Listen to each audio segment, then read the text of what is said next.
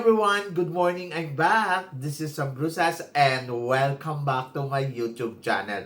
Oh my gosh! This is it guys, pag-uusapan natin ngayon. Sino kaya ang makakatapat niya kung sakali? Yan ang tatalakayin natin ngayon. But before anything else, hello Philippines and hello beautiful people! Mabuhay! Kamusta kayong lahat? Sana lahat po kayo ay okay at safe ngayong araw na ito. At syempre sa lahat naman ng mga bago nating subscribers dyan, hello po sa inyo lahat. Maraming salamat guys sa pag-subscribe ninyo syempre dito sa channel ko. At syempre sa lahat naman ng makasolid na, makamamasam dyan na laging tumututok dito. Araw-araw, lagi-lagi, maraming salamat guys sa inyong lahat. Syempre, usapang Miss Grand Philippines tayo ngayon. So, eto nga, grabe. Excited tayo kung sino nga ba ang magiging bagong honor ngayon ng Miss Grand Philippines. So, may mga naririnig-rinig tayo. Andiyan daw na si Jojo daw ang hawak ng Miss Grand Philippines at saka ito nga si Emma Tiglao. May naririnig din akong si Benchan daw ang may hawak ng bagong organization ng Miss Grand Philippines. Pero ito, wala pa namang announcement. Kaya hindi pa rin natin alam kung sino nga ba talaga ang nasa likod ng Miss Grand Philippines ngayon. Pero ang alam natin na wala na nga to kay Mr. Arnold at ayun nga yung mga naririnig-rinig natin ay hindi pa naman kumpirmado kung kay Benchan ba nga ba to or kay Emma Tiglao at saka kay Jojo Bragais. Kahit si Jojo, tinanong ko naman in person, hindi naman niya pa nasagot. Ang sabi niya sa akin ay wala pa naman daw sinasabi at wala pa naman daw binibigay si Mr. Nawat sa kanya. So, sa madaling salita, siya mismo hindi niya pa rin alam, di ba? So, naniniwala naman ako doon sa sinasabi ni Jojo. At kahit naman ako, naghihintay din ako kung sino talaga ang magiging honor niya. Pero excited tayo dahil syempre ang exciting dito, bagong mukha ng MGI. Kumbaga, bagong mukha ng Miss Grand Philippines. So, syempre, titignan natin kung sino ang magsisalihan, madami na bang sasali, at ayun. So, malalaman natin yan very soon. Kung ako tatanungin ninyo, sa totoo lang, maganda nang isama ang Miss Grand Philippines sa Miss Universe Philippines. Yung alam mo yung together na lang silang dalawa. Together na lang silang dalawa. Tapos yung alam mo yung first runner-up or kung sino yung last two standing, pwedeng yung isa doon ay Miss Grand Philippines, yung isa doon ay Miss Universe. Total naman, very open naman ang Miss Universe sa bundle ng Miss Grand, di ba? So parang feeling ko, walang magiging problema sa organization ng Miss Universe kung sakaling iba-bundle sa bawat yung Miss Grand, di ba? So ako para sa akin okay na yun. Kaysa naman yung magkakaroon pa ng sariling pageant ay yung supranational nga than dito sa Miss Universe Philippines, di ba? O yan, ganun lang kasimple. Pero syempre looking forward tayo kung ano nga ba ang mangyayari ngayon sa Miss Grand Philippines, kung sino nga ba nga hawak na to, yan yung abangan natin. So medyo nakakalungkot sa part na natanggal kay Mr. Arnold itong Miss Grand kasi ang alam ko okay sila Alam ko lahat ay klaro, alam ko lahat ay malinaw para sa isa't isa tapos biglang ganon. So hindi ko alam kung ano yung eksaktong dahilan. Meron naman akong naririnig kung bakit na tinanggal to, pero syempre hindi ko na pwede i-share sa inyo kasi hindi ko naman kumpirma kung ano yon.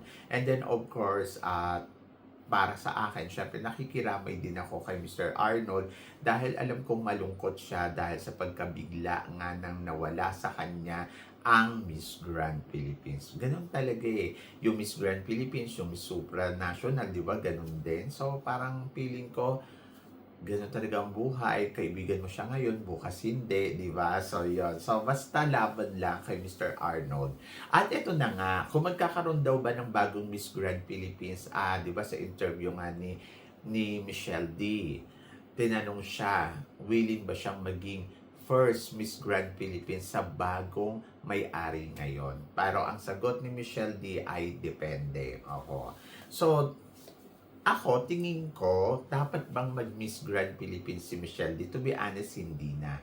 parang feeling ko hindi naman niya kailangan pang mag-Miss Grand Philippines dahil wala naman na siyang dapat pang patunayan dahil napatunayan niya na yung sarili niya sa atin. Pero kung meron siyang pakiramdam na unfinished business, kumbaga gusto niya pang itry one more time, why not, di ba? Pero kung ako tatanungin mo, sa totoo lang, Miss World Philippines, Miss Universe Philippines, parang feeling ko okay na yon. At top 10 sa Miss Universe, oh my God, not bad. Pag nakita mo naman talaga siya, oh my gosh, talagang sasabihin mo, pang top 10 talaga, di ba? Yung beauty niya, hindi lang basta-basta. So, masasabi mo, now I understand kung bakit siya naging top 10 sa Miss Universe. Kung tutuusin nga, dapat top 5 pa eh. Di ba? So, mga tipong ganon. Anyway, so para sa akin, si Michelle D ay hindi na kailangan pang mag-join sa mga pageant na to. Para saan ba? O, di ba? Kung iisipin mo. Pero kung tulad nga ng sinasabi ko na unfinished business, para sa pageant, gusto niya mag-close yung book niya na, alam mo yon, may suot-suot na corona katulad ng nanay niya at forever na Miss Grand. Yung mga tipong forever queen, title holder. Ayun, mag-try siya one more time. Pero sa pagtatry niya, kailangan siguraduhin niya na hindi siya magkakamali sa sasalihan niya. Pero feeling ko, ayun din naman yung gustong mangyari talaga ni Michelle D na hindi siya magkakamali kung sakaling sasali siya ulit sa pageant. Ayun. So, parang feeling ko yun yung inaano niya. So, ngayon, kung sasali siya, hindi sa MGI All-Stars, I think better dito sa Miss Grand Philippines para maging Miss Grand International candidates. Para sa akin, ang Miss Grand Philippines magiging madali kay Michelle D na makuha to. At para sa akin, easy-easy lang talaga. So ngayon, madali na yon. So pagpunta dito sa Miss International, sa Miss Grand International, ayun yung mahirap. Yung parang feeling ko, ay, dito siya mahihirapan kung makukuha ba niya ang corona o hindi. Una, kung sasali siya ngayong taon na to, talagang sobrang challenge. Sobrang challenge para kay Michelle D. Kasi, alam mo yon, kakapanalo lang ng back-to-back mula kay CJ Opiasa hanggang kay Emma Tiglao. Tapos dadagdagan pa ng isa pang challenge. Medyo mahirap to ha. Hindi madali to. Sa totoo lang. Parang magdi-disagree na yung lahat ng mga organization dito kung si Philippines pa rin ang mananalo. Parang I think kailangan ipahinga ni Michelle D ng isang taon. So yon. Parang feeling ko kailangan niyang ipahinga ng isa pang taon bago niya makuha tong Miss Grand title again. Kailangan niyang magpahinga at maghanda. So, yon. Huwag pumasok basta-basta.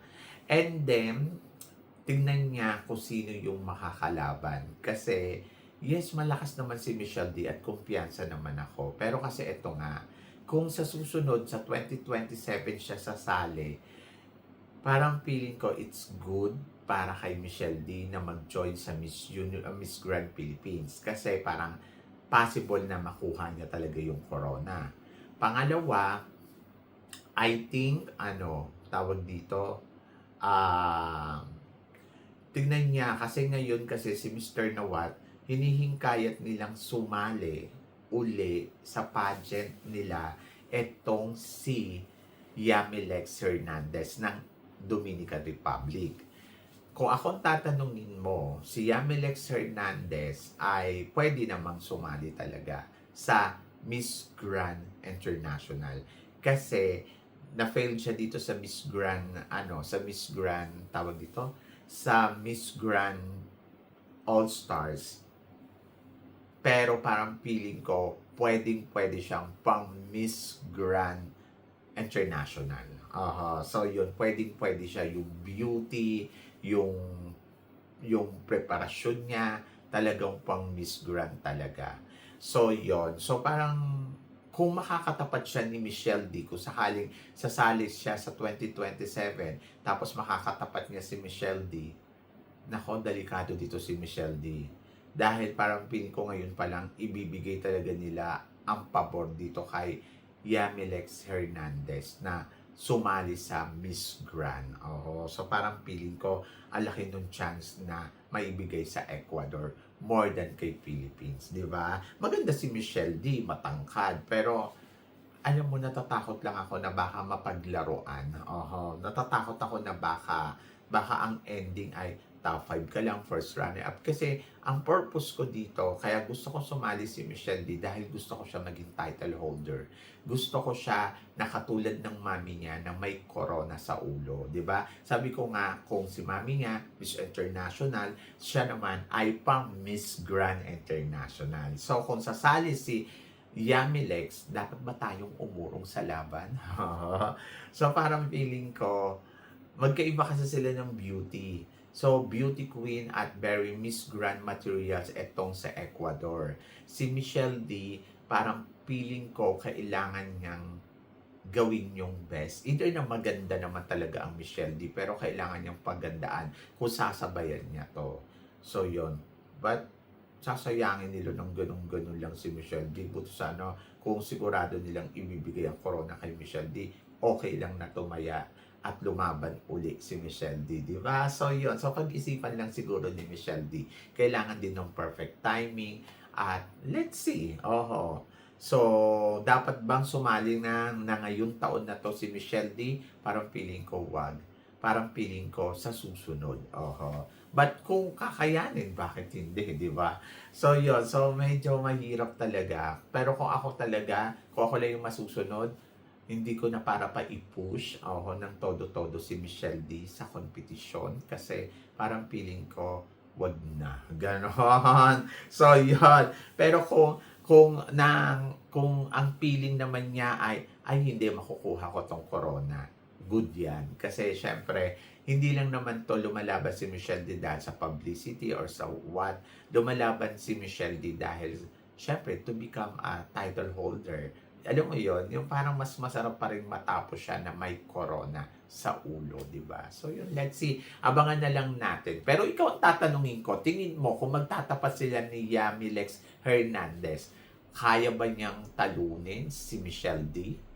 So, i-comment below mo yan para at least malaman ko naman kung ano naman ang chika mo dito sa mga pinag-uusapan natin. Syempre, maraming salamat po sa inyong lahat sa love and support na binibigay ninyo syempre dito sa channel ko at sa mga hindi pa nakaka-follow at nakaka-subscribe. Baka naman, please don't forget to click like and subscribe my channel at i-click nyo na rin po ang notification bell to more updated syempre sa aking mga chika. Sabi ng ganon, always keep smiling and laban lang. So guys, hanggang dito na lang. Hanggang sa muli nating chikahan. See you tomorrow. Thank you guys.